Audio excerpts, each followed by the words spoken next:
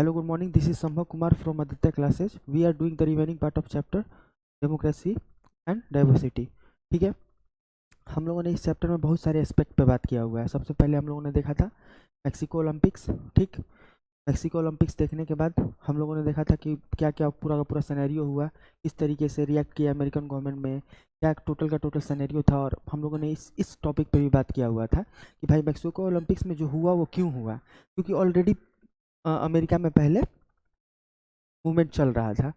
ठीक है, रेसिज्म के अगेंस्ट. ठीक है, पूरा का पूरा ये हम लोगों ने देख लिया. ठीक, हम लोगों ने कल देखा कि डिफरेंट टाइप्स ऑफ सोशल जो डिफरेंस और सिमिलैरिटीज और डिवीजन जो होता है, जो डिफरेंस कौन सा डिफरेंस होता है जो डिवीजन को आगे की ओर बढ़ाता है.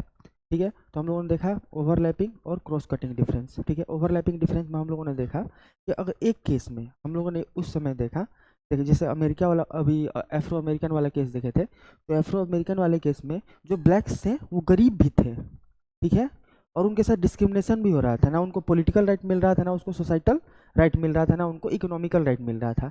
मतलब एक ही जो लोग हैं, एक ही टाइप के लोग हैं, माइनॉरिटीज में जो लोग हैं, उन्हीं के खिलाफ जब सारा कुछ होने लगता है तब पूरा भयंकर वाला कन्फ्लिक्ट होता है. ठीक है, वो मतलब पूरा का पूरा ऐसा लगता है कि पूरा डिजाइन मैनर में ये हो रहा है, मतलब जानबूझ के ही किया जा रहा है. और क्रॉस कटिंग ओवरलैपिंग में हम लोगों ने देखा था कि नॉर्दर्न आयरलैंड वाला, जो कि आज हम लोग टॉपिक को देखेंगे. क्रॉस कटिंग बस इतना अभी के लिए समझ लीजिए कि क्रॉस कटिंग में मतलब ये मल्टीपल लेवल पे क्या होता है, उनमें डिफरेंस नहीं होता है. उसका एग्जांपल था नॉर्दर्न आयरलैंड वाला. ठीक, नॉर्दर्न आयरलैंड वाला डिफरेंस था.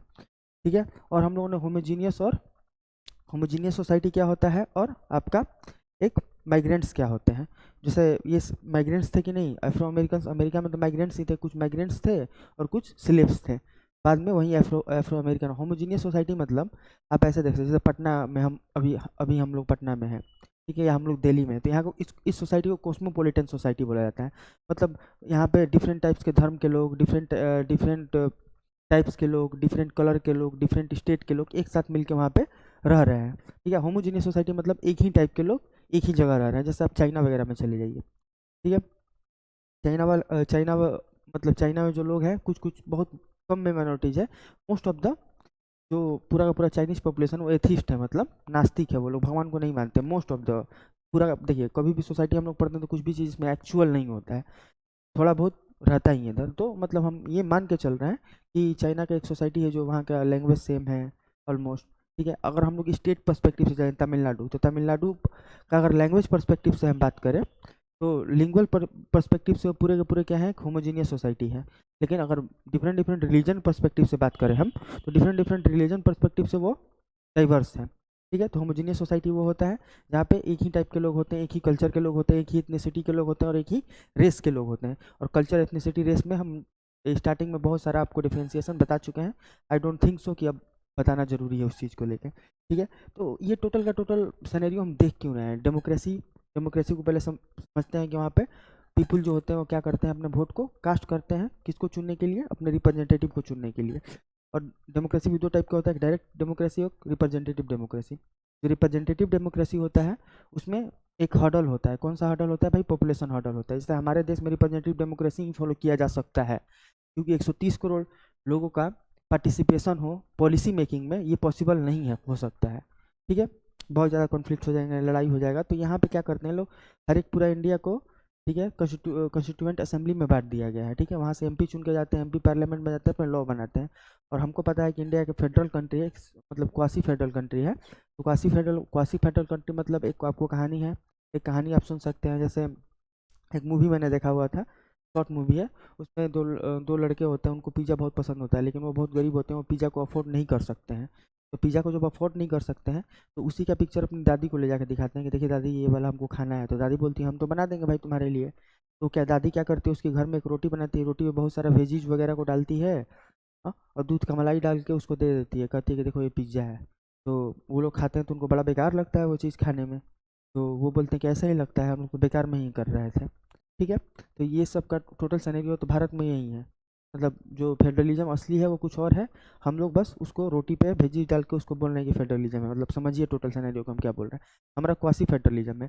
फेडरलिज्म के सारे एस्पेक्ट को हमारा जो कॉन्स्टिट्यूशन है वो नहीं मानता है। जैसे आप यूएसए में चले जाइए, यूएसए में ड्यूअल सिटीजनशिप है, डबल कॉन्स्टिट्यूशन है, स्टेट का भी अलग कॉन्स्टिट्यूशन है और कंट्री का भी अलग कॉन्स्टिट्यूशन है। वहाँ पे आपको कमिंग टुगेदर फेडरेशन है। और इंडिया क्या है, एक यूनियन है। इंडिया क्या, अगर आर्टिकल नंबर फर्स्ट देखिएगा तो आर्टिकल नंबर फर्स्ट में लिखा है India is union of state, India is not federation of state. मतलब इंडिया एक सिंगुलर आइडेंटिटी है और इस सिंगुलर आइडेंटिटी को डिफरेंट स्टेट्स में ब्रेक किया गया है due to the administrative convenience. ठीक है, कि हम अच्छे तरीके से एडमिनिस्ट्रेटिव अपना फंक्शन जो है उसको परफॉर्म कर पाए। ठीक है, तो ये पूरा का पूरा सिनेरियो था इसका। अगर डेमोक्रेसी का सबसे बड़ा लूप होल देखेंगे तो मेजोरिटी वाला गवर्नमेंट बनता है यहाँ पे। जैसे अभी हम आपको एक एग्जांपल दें, इस क्लास में 50 लोग हैं, ठीक है, 25 लड़के हैं, 25 लड़कियाँ हैं। ठीक है, तो दो कैंडिडेट खड़े हुए, एक लड़का हुआ एक लड़की हुआ। तो आया, तो मान लो लड़के लोग 24 के 24 लड़के जो हुए वो वोट दे दिए इसको, लड़के को, और 24 की 24 लड़कियाँ लड़की को वोट दे दी। इस केस में हंग असेंबली हो जाता है। ठीक है, किसको बनाए, तो ये सीधे के सीधे प्रेसिडेंट पे डिपेंड करेगा। ठीक है, हंग असेंबली वाला केस आप 9th क्लास में पढ़े होंगे। ठीक है, अगर मान लो इसमें 40 लड़के हैं और 10 लड़कियां हैं तो मोस्ट प्रोबेबल लड़के ही मॉनिटर बनेंगे। अगर 40 लड़कियां हैं और 10 लड़के हैं तो मोस्ट प्रोबेबल गर्ल ही जो होगी वो मॉनिटर बनेगी। ठीक है, तो ऐसा है कि टोटल का टोटल सिनेरियो होता है यहाँ। ठीक, समझ में आ गया। तो मेजोरिटी वाला गवर्नमेंट बनता है। तो इसके लिए आपको बाई कैमरल स्ट्रक्चर भी देखे होंगे, house of council of state देखे होंगे, हाउस ऑफ पीपुल देखे होंगे। तो ये आपका 9th क्लास का कंसेप्ट है, इसमें नहीं समझा रहे हैं। तो हम जो बता रहे थे, जो वोटिंग होता है उसमें डाइवर्सिटी का बहुत बड़ा रोल होता है। जितना डाइवर्स है, मतलब डिफरेंट डिफरेंट कल्चर के लोग हैं, जो कल्चर के लोग ज़्यादा मेजोरिटी में होंगे उनकी गवर्नमेंट बनने का चांसेस बहुत ज़्यादा होता है। इसलिए उसको मैनेज करने के लिए हम लोग क्या करते हैं, उसको रिजर्वेशन का प्रोविज़न वगैरह दिया गया है, वो अभी आप लोगों को नहीं देखना है। ठीक है, तो इसमें यही है कि डेमोक्रेसी में डाइवर्सिटी से कैसे रिएक्शन होता है और किस तरीके का लोगों का रिस्पॉन्स होता है डेमोक्रेसी को लेकर। ठीक है, तो जो डाइवर्सिटी का टोटल कंसेप्ट है इस चैप्टर में दिखाया गया है। तो यहाँ पे पॉलिटिक्स ऑफ सोशल डिवीजन हम लोग को पढ़ना है। पॉलिटिक्स ऑफ सोशल डिवीजन, तो भाई अब ऐसा ऐसे होगा तो आप लोग, ऑब्वियस सी बात है, बहुत लोग देखे होंगे कि धर्म का, जाति का, हिंदुत्व का, कोई मुस्लिम के लिए लड़ रहा है कि हम नहीं, हमको मुस्लिम कैंडिडेट चाहिए। आप लोग पहले भी देखे होंगे मुस्लिम लीग। ठीक है, हमको इक्वल रिप्रेजेंटेशन दे दो, हमको अपना रिप्रेजेंटेशन दे दो, हमको स्पेशल ट्रीटमेंट दो। तो ये डिफरेंट डिफरेंट एस्पेक्ट आप लोगों ने हिस्ट्री वाले कंसेप्ट में पढ़ा होगा। और अभी भी आप पॉलिटिक्स में देखेंगे तो कोई किसी एक जाति को अपीज कर रहा है, कोई किसी एक धर्म को अपीज कर रहा है, तो ये सब होते रहता है। तो यही पॉलिटिक्स ऑफ सोशल डिवीजन है। ठीक है, तो यही आज हम लोग क्या करने वाले हैं, टॉपिक पूरा का पूरा टॉपिक पढ़ने वाले हैं। ठीक है, politics of social division. Politics of social division देखते हैं। तो अभी हम लोग को पता चल गया पॉलिटिक्स ऑफ सोशल डिवीजन क्यों अराइज हो पाता है। ठीक, तो ये देख लेते हैं। In the system of democracy, the system of democracy, competition is involved among the various political parties. The competition among the parties tends to divide any society and they start competing in terms of social division already existing in the society. ठीक है, तो इसका दो aspect है, एक positive aspect भी है, एक नेगेटिव एस्पेक्ट भी है। जैसे मान लो कोई एक मार्जिनलाइज सेक्शन है जिसको कोई देख ही नहीं रहा है, और जिस पर सरकार ध्यान ही नहीं दे रही है, तो उसके कम्युनिटी का कोई लोग आया और वो खड़ा हो गया, हम बोले कि हम सिर्फ इसी कम्युनिटी को देंगे, कम से कम उस कम्युनिटी को रिप्रेजेंटेशन तो मिल जाएगा ना लेजिस्लेचर में। ठीक है, हो गया, ये तो एक पॉजिटिव बात हुआ। लेकिन निगेटिव बात क्या हुआ कि वो जो पर्टिकुलर कम्युनिटी का लोग है और अदर कम्युनिटी का लोग है, उसमें टेंशन भी डेवलप हो सकते हैं, इसको कॉन्फ्लिक्ट भी डेवलप हो सकता है। तो दोनों, इसका पॉजिटिव और नेगेटिव एक्सपेक्ट दोनों होता है। अभी हम लोग को ये उतना डीप में नहीं पढ़ना है, जो दिया हुआ है उसको पढ़ेंगे। तो भाई ये जब होता है तो रेंज ऑफ आउटकम्स क्या होते हैं, तो 3 डिटर्मिनेंट्स का केस है इसमें। 3 डिटर्मिनेंट को हम लोग पहले डिस्कस कर लेंगे अच्छे से।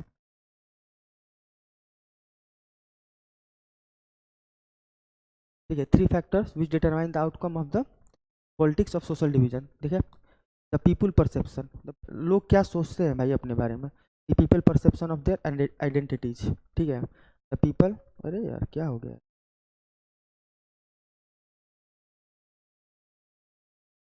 चलिए ठीक है, ये काम नहीं कर रहा है, बोर्ड बेकार हो गया। ठीक है, the people perception of their, देखिए काम करने लगा, इसको डांटे तो अभी। When this is singular, the accommodation of other identities become difficult. ठीक है, तो ये वाला पॉइंट को हमको डिस्कस करना है कि अगर सिंगुलर आइडेंटिटी हो जाए किसी का, वो क्या करता है, representation of a community bye A political leader. Representation of a community bye A political leader, उस कम्युनिटी को एक पॉलिटिकल लीडर कैसे रिप्रेजेंट करता है। ठीक है, while representative community, if politician raise demands that are constitutional, then it is easier to accommodate the those demand. ठीक है, the government reaction, if If the reasonable demands of a community are suppressed by the government, then it leads to a social division which turns in a threaten the integrity of the country। ठीक है, ये हम लोग को तीन देखना है। पहले देखना है हमको सिंगुलर आइडेंटिटी होगा तो क्या होगा, ठीक है, पॉलिटिकल डिमांड, जो पॉलिटिकल लीडर होते हैं किसी कम्युनिटी का डिमांड रखते हैं, क्या वो कॉन्स्टिट्यूशनल है या नहीं है, ठीक है, वो हमको देखना है।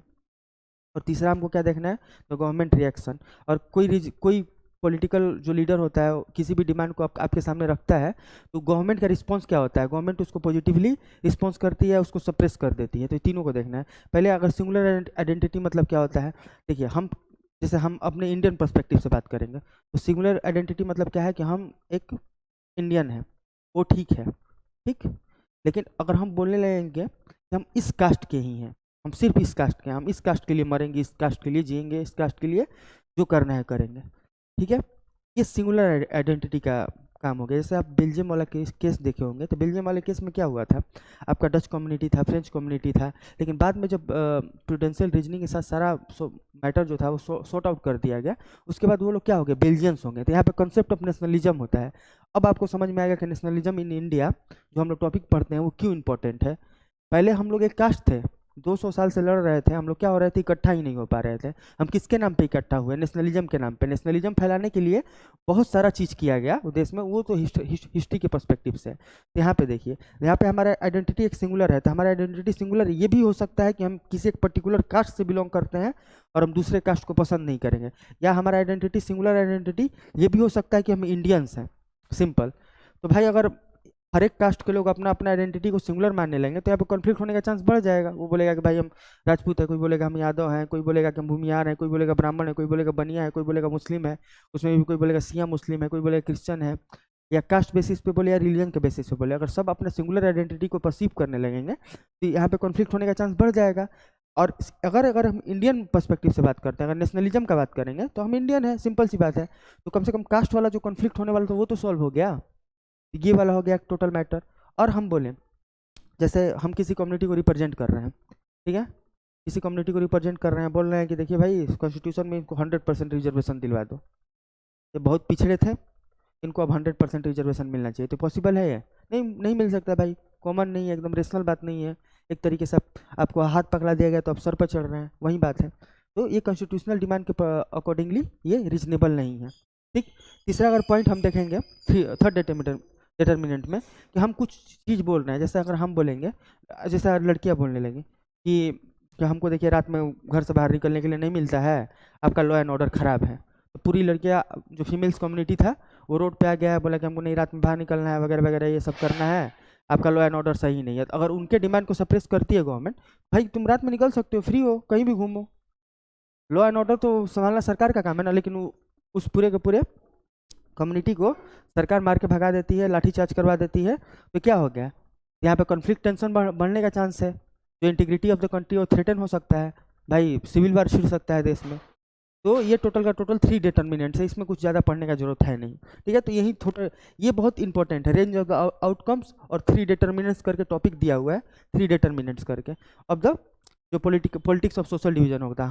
हम लोग ने थ्रू आउट इस पूरे के पूरे टॉपिक में हम लोगों ने ये देखा हुआ है कि किस तरीके से डेमोक्रेसी और डाइवर्सिटी एक दूसरे के साथ रिएक्ट करते हैं, ठीक है। डेमोक्रेसी है, सब वोट देते हैं, लेकिन डाइवर्सिटी है, अब डाइवर्सिटी है तो सोशल डिवीजन आने का चांसेस ज़्यादा हो जाता है, और सोशल डिवीजन आने का चांसेस ज़्यादा हो जाएगा तो सोशल डिवीजन को टैकल कैसे किया जाएगा। अगर सोशल डिवीजन इतना होगा तो कॉन्फ्लिक्ट हो सकता है भाई, ऑब्वियस सी बात है, ठीक है। तो ये टोटल का टोटल सिनेरियो है इस चीज़ का। अभी हम केस ऑफ आयरलैंड देख लेते हैं, ठीक है, केस ऑफ आयरलैंड। और जो आई डोंट थिंक सो कि आज कंप्लीट हो पाएगा, लेकिन नेक्स्ट क्लास में 100% श्योर है कंप्लीट हो जाएगा टॉपिक, ठीक है। आयरलैंड का केस है, ये नॉर्दर्न आयरलैंड है, ठीक है, नॉर्दर्न आयरलैंड है, यह है साउदर्न आयरलैंड। तो नॉर्दर्न और साउदर्न आयरलैंड एक दूसरे से टूट जाते हैं। नॉर्दर्न आयरलैंड ब्रिटेन के साथ मिलकर यूनाइटेड किंगडम का फॉर्मेशन करता है, ठीक है।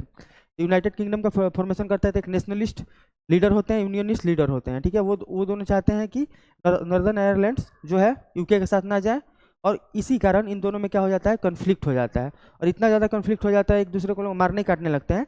तो इसी चीज़ का एकोमोडेशन देखना है हम लोग को, कैसे ठीक हुआ था भाई ये प्रॉब्लम। तो ये हम लोग कब देखेंगे, नेक्स्ट क्लास में देखेंगे। Thank you so much, stay tune with Aditya classes.